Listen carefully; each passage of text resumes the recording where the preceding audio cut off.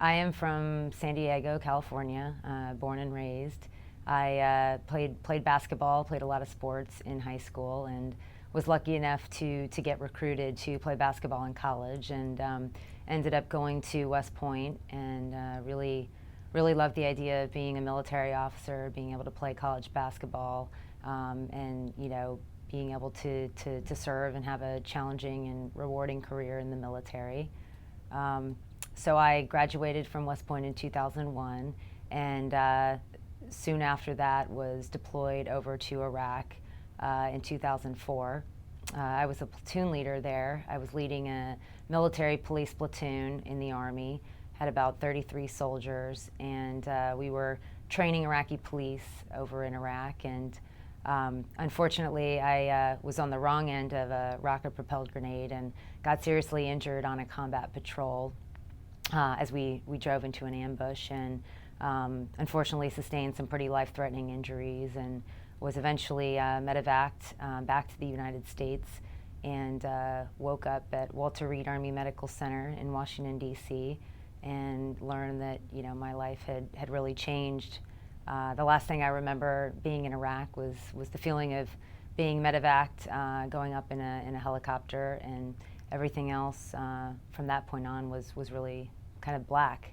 And I remember waking up at Walter Reed, came out of a coma after about 2 weeks, and realized that my life had changed dramatically. And as a 24-year-old, spent my 25th birthday thinking that my life was over. After I came out of a coma and really kind of didn't know what I was going to do with my life, I really ended up leaning on some of my fellow wounded warriors for support, who really kind of inspired me and showed me that it was really not about what I had lost, it was about what I still had. And what I did have was just kind of this passion to want to continue to serve. So I started getting involved with an organization called Wounded Warrior Project.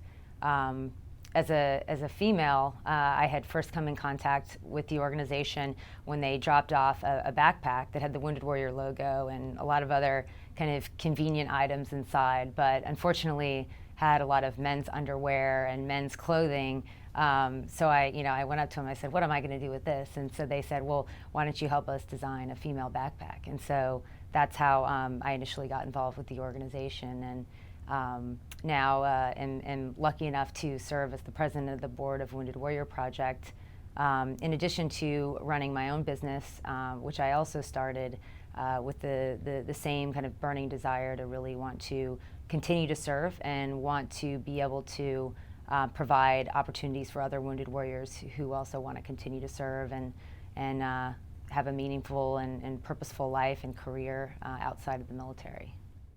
I think being a kind of female wounded warrior or a woman wounded warrior, however you want to phrase it, it's different. And I think that but it's been a good thing. It's been a good experience because being different, I've been able to really experience how women work differently, and I think that my experience has been able to kind of fuel some of the programs at Wounded Warrior Project in terms of the way we approach our female warriors and understanding their differences. And so it was a little different. I mean, a lot of times, nobody would assume that I was in combat. People would think, oh, did you lose your arm from cancer? Or, what is it? But, I was like, no, I was serving my country. And people kind of, okay, they just weren't used to seeing that. But I think it's good because I can, use my experience and hopefully educate people, but also kind of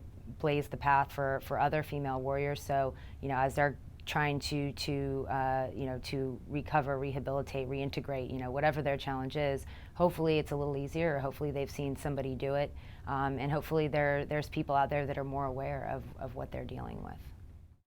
I think that my passion, in starting my business and working with Wounded Warrior Project has really opened my eyes to how powerful organizations can be to affect change. And I think that, the thing I love about my company is that, what we are is we're a vehicle for change. I think that what I've learned in starting a company and building it is, one person can have an idea and make a difference, but it really takes a group of people and collaboration to achieve change.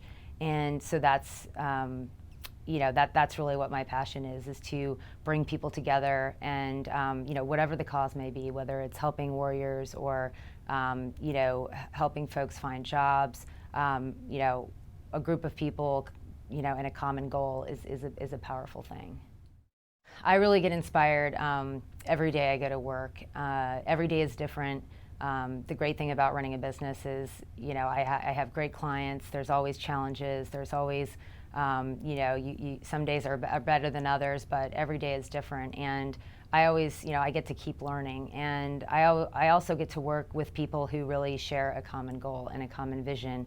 And that vision is to continue to serve. And I think, whether I'm working with Wounded Warrior Project and we're focusing on, what is the new programming that we need to look at or consider, what are the issues that our warriors are dealing with, and who are the organizations we can partner with, or whether it's solving a problem for a client through my business. It's every day is different, and every day I get inspired by people who really care and really want to make a difference. I think the one thing that I've learned in my journey is it's okay to pursue your passion as a career in starting a nonprofit. And I think that's really what's so great about our country. I think it's what's so great about our kind of fundamental makeup as human beings is, we really derive energy off of helping other people. And whatever somebody's passion is, if that's what they're doing, that's how they're going to be most effective.